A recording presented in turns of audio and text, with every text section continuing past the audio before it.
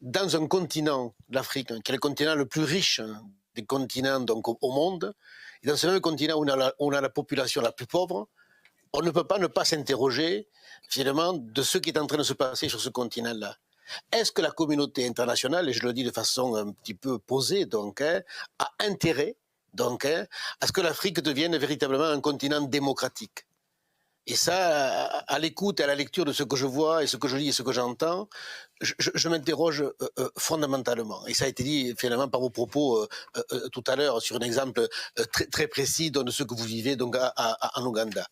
Et ça, c'est une question. J'ai envie de me dire de façon beaucoup plus brutale, finalement, je m'interroge de savoir à qui profite le crime. C'est ça que je veux dire.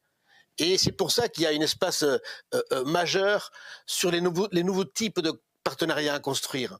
Et si nous sommes ici dans un débat organisé par la famille social-démocrate et la famille progressiste au niveau européen, c'est pas le fait du hasard, parce que nous sommes une famille politique qui croyons à la démocratie, qui croyons à la parole partagée, au contrat, au véritable partenariat, mais au partenariat non faussé. C'est-à-dire qu'on fixe un objectif, on se met ensemble autour d'une table, on signe un contrat, on le met en œuvre et on évalue.